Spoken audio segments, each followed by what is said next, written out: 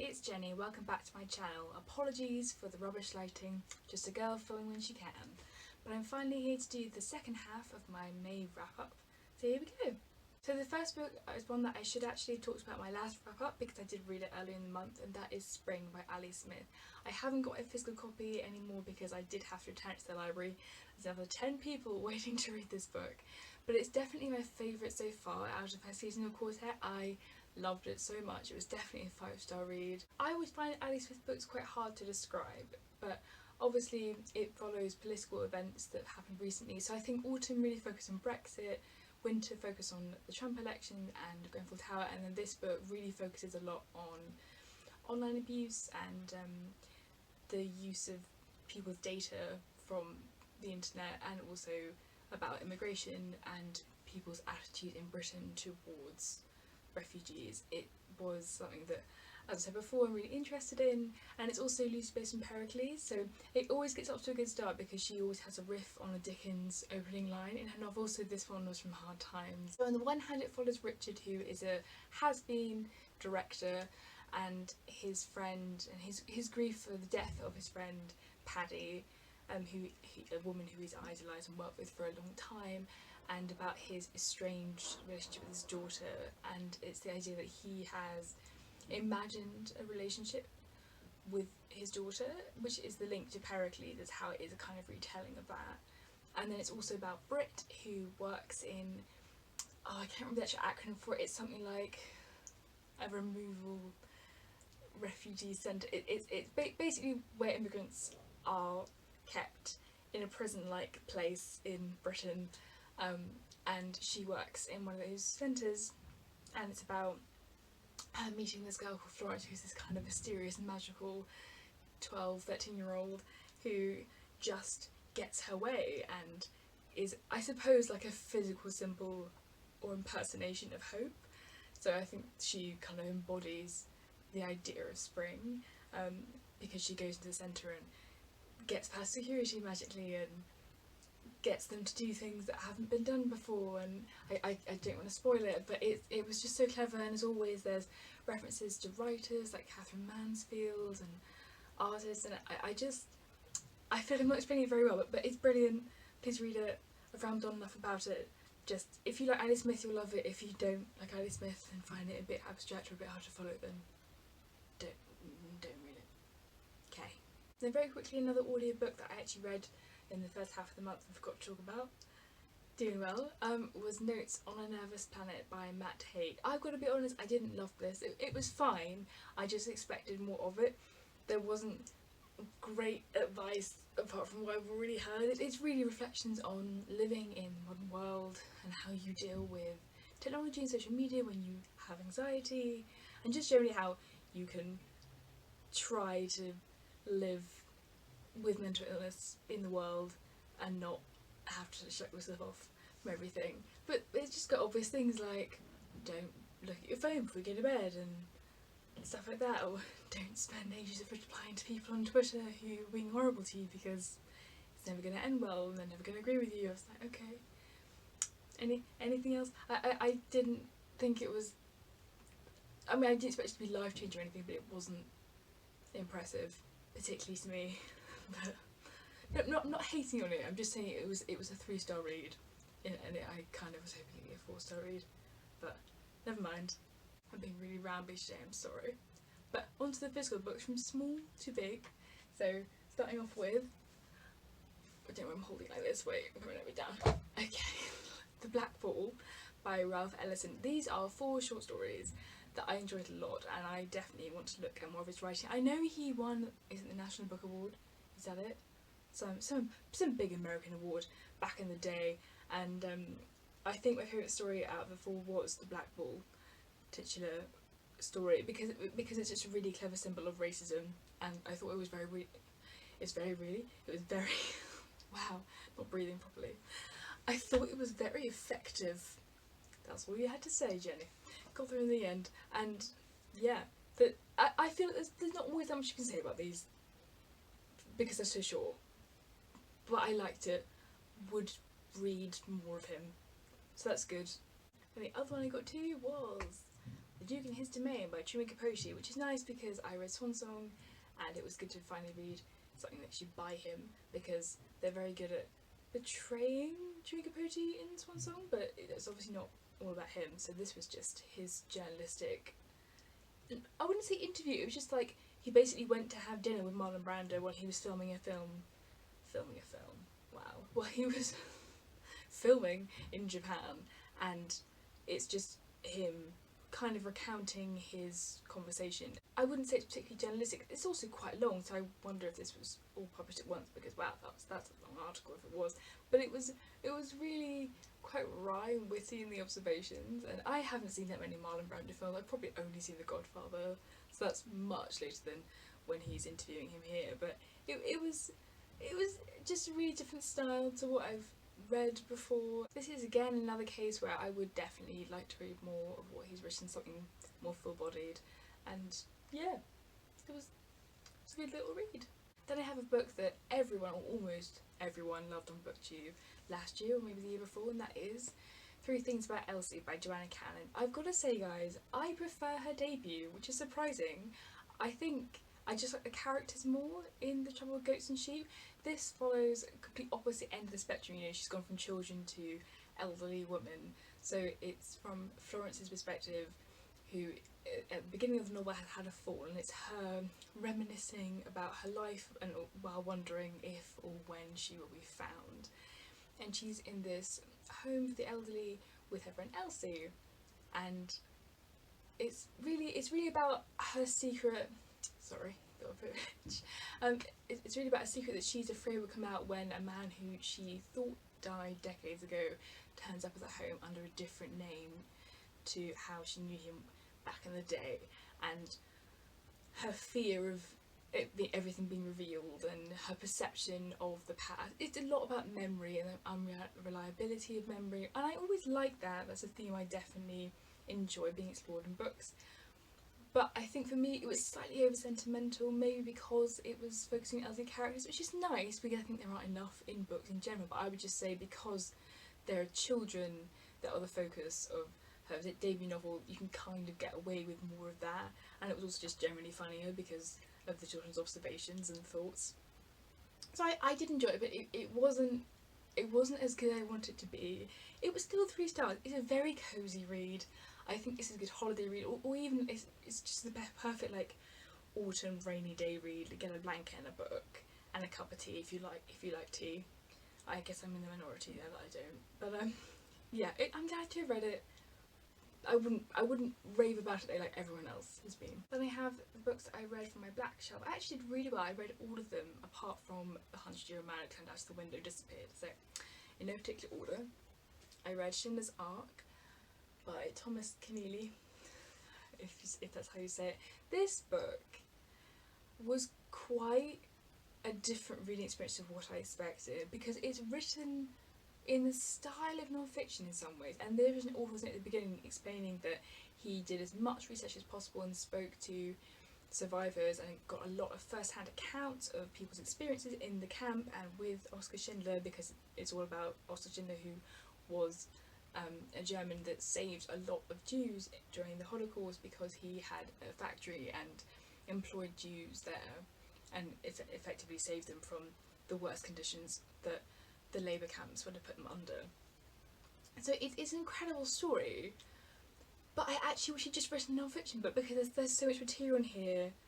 He could have just done that, and it's not a particularly enjoyable reading experience. Like I think I gave it 4 stars because I think as an achievement of literature it is really impressive what he's done, because he has still had to imagine conversations obviously between people. I wouldn't necessarily call them characters because they're all real people, but it's not entertaining in the same way.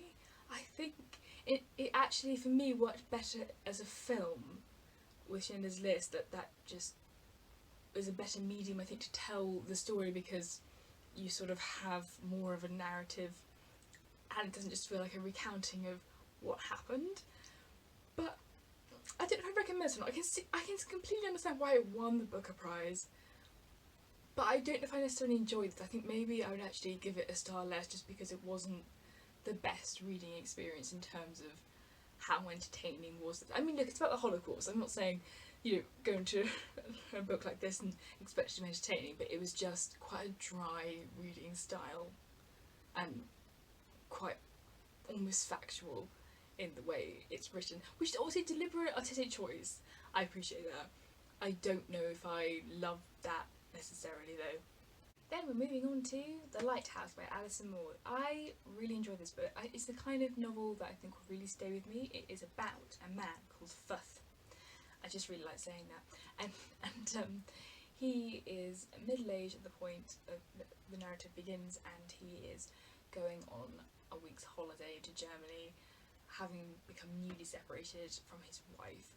It's quite obviously short, like in terms of the plot, there's not a lot that happens. It does take place over quite a short amount of time. It's really about abandonment or loss and fear of that, because his mother died when he was young, and it's about the lack of feminine input that he had in his life and how that's affected him, and the lack of love that he's experienced, and then his absolute devastation when his marriage also falls apart. And again, it's that human need to be needed, and I really liked the way that was explored in the book. This is the ultimate the road not taken novel. There's a lot about what happens when you don't take chances and you are inactive and you feel inadequate in your life, and or as a person or as a man, and how that affects your relationships, and how the failure of those relationships or the loss of lack of those relationships take happiness away from you or take meaning away from you, and what do you do when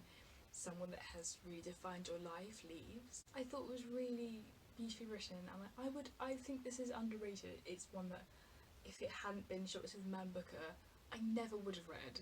So even though I got to it 7 years after it was shortlisted, I'm happy that I finally got to it.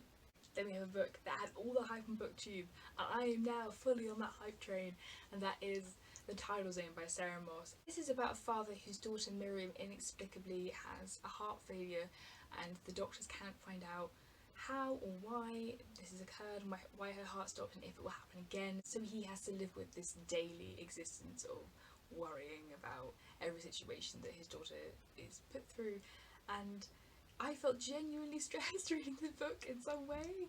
I really, even though I'm not a parent and very far off being a parent, at least I hope, I did feel so much concern for Miriam, and it was just so tense, and I feel like there's nothing more to say because so much has already been said about this book, but Sarah Moss's writing is just so good, and it only takes place over 2 months, but I just got so engrossed in these characters' lives, and the way that she writes Miriam and his other daughter, that teenage sass is brilliant, especially because she's a very self-aware teenager who's very political and has all these views on patriarchal and capitalist systems, and I loved that.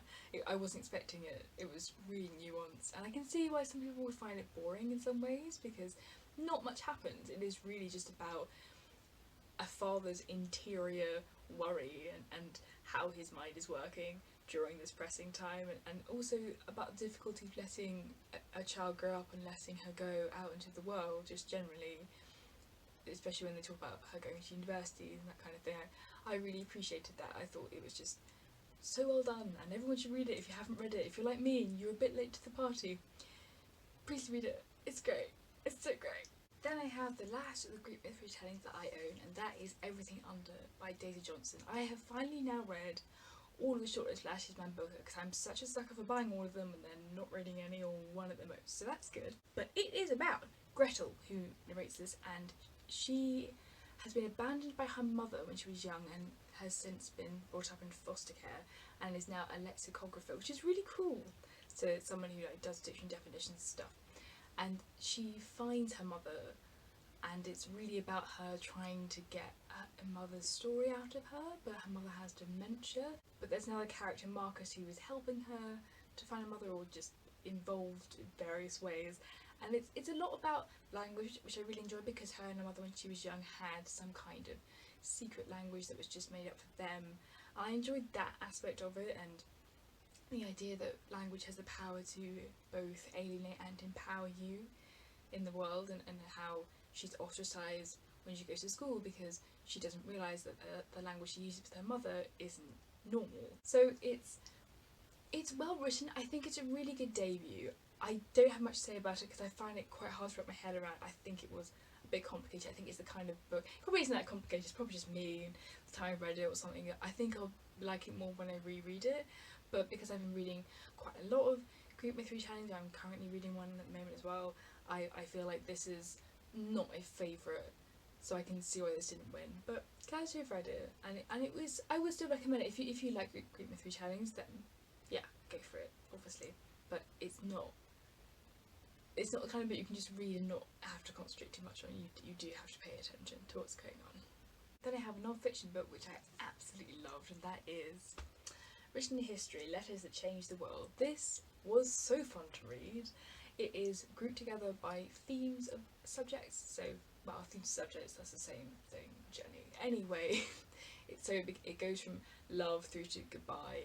My favourite letter in this collection is definitely T.S. Eliot writing to George Orwell to say that they don't want to publish Animal Farm, they don't think it's any good, or is not expressing himself, he's not expressing himself politically in the correct way, and I just think that's amazing. Also, what's really good about this book is that before each letter there's some context about who they are and what was happening at the moment in their lives and history in general, which is helpful because quite a few people I'd never heard of, there were wars going on that I didn't know about, there were royalty or something, and I didn't know the gist of who's who, so that was helpful. But it was saying about contextually how Orwell had just written non-fiction at this point, like Homage to Catalonia, so this was a very big departure from what he normally wrote, but obviously in hindsight it's just flippin' hilarious to read that now.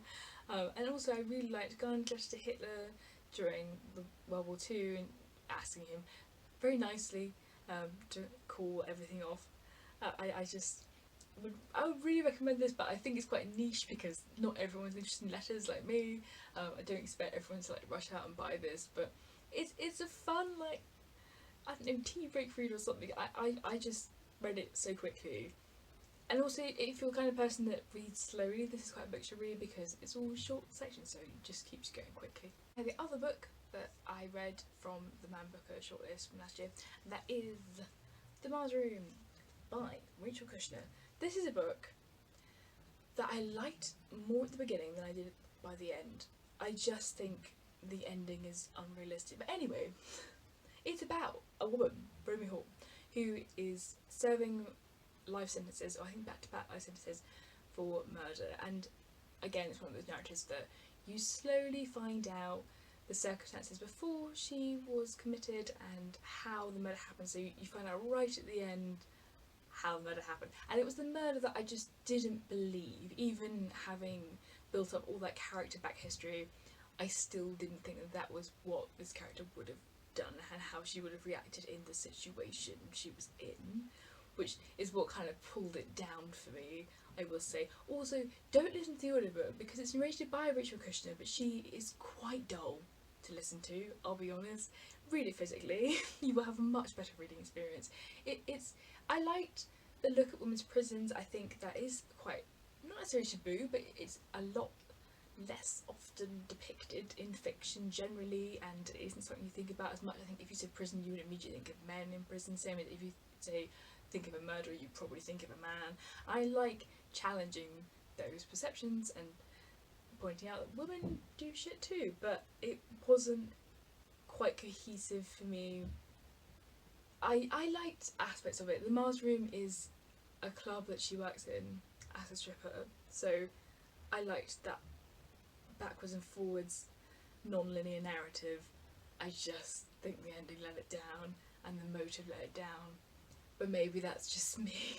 Then I have another non-fiction book which is probably going to be one of my books of the year, and that is British by Afua Hirsch. I know I'm saying her name wrong, I'm really sorry, because I have so much admiration for her. This is on race, identity and belonging, and it is a collection of, I suppose, essays. This book is quite a personal journey through her, I suppose, search for identity, because she is of mixed heritage, and her difficulty in identifying as black because she is not as fair-skinned, I suppose, as so that people will perceive her as being white. but also it's a genuine look in general at British racism and how the history of colonialism and imperialism has trickled down and still affects black people today. It was so eloquently written and so perceptive, and I think also, even though it has a notes section at the back and bibliography, it is actually really accessible to read. I wouldn't be put off if this is not an overly academic text at all, and it's just so eye-opening. I think everyone needs to read this. The thing is, I always feel like when you are up against something awful that is so institutionalised like racism, that is just part of the system, you often can feel helpless and think, well, what can I do to stop this awful thing happening all the time? And I think the first thing is just to listen to people who've had these experiences and acknowledge that, and try to just give them a second to tell you what it feels like, because I don't know what that feels like, and I can't know what it feels like because I am lucky and I'm white and I'm very privileged because of that. So this is an important book, and I absolutely urge you to read this. So brilliant. And then ending on a calm note, I'm sorry, it's probably been quite a long one again because I got overexcited about some of them. We are ending with, oh, this is heavy, The Colour of Time. I know I called it In Time in one of my videos, awkward, and this is the book that has had black and white photographs that have been painstakingly recoloured with some wonderful historical context with each photo. So my favourite picture, or at least one of my favourite pictures, is this. Look at that! Isn't it amazing? I hope you can see that. But it's of the Terra Nova, which is from Robert Scott's expedition, failed expedition I should say, to get to the South Pole, and it's just an amazing book because of the achievement of it, and it's genuinely so interesting because it is so worldwide as well. They've really done their research. The only thing I would say about this book is, while it was really good to learn about other countries and other conflicts that happened that I knew nothing about, although it's heavy, put this down, it was very war heavy. I mean, obviously there were decades I expected it, like the 1910s and the 1940s, but there was a lot about war, which I guess is kind of notable, especially because the 20th century is called the century of horrors or century of terrors because there was so much war. But that could be a little bit depressing sometimes, and some of the images are the kind of thing you shouldn't look at before you go to bed because they are definitely more vivid being coloured, obviously. So yeah, some of it's amazing and lovely, and I'm not saying it's all depressing photos, but yeah, overall I would say a good percentage of it is about different wars, and you sort of realise like what a mess humanity is and how we need to look at a history book and just stop killing each other. But, I mean, I have read a lot of this in April, so it is kind of like, obviously you don't just sit and read it solidly. It is nice to read over a couple of months, but it was a great experience, and I think it hasn't had that much press because it's quite a niche thing, I guess, like photography books are. But if you like history, this is just the best and most exciting book you could read, I think, because it's visual as well, and it just literally gives history a whole new light, and it's wonderful. It's also the ultimate coffee table book. One day in the very, very, very far future, when I have my grown-up house, wow, what a dream that is, on my grown-up coffee table, I promise you that book's gonna be on it. And there we go. Sorry, bit of a rambly one,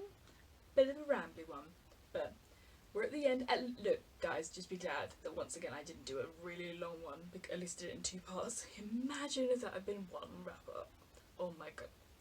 So, yes, let me know. Ooh, let's clap there. Let me know if you've read any of these books, / do you want to read any of these books now? And tell me what you've read as well in May. Would like to know, because I'm nosy. Don't judge. Anyway, I will see you soon on Bookish Shenanigans. Bye!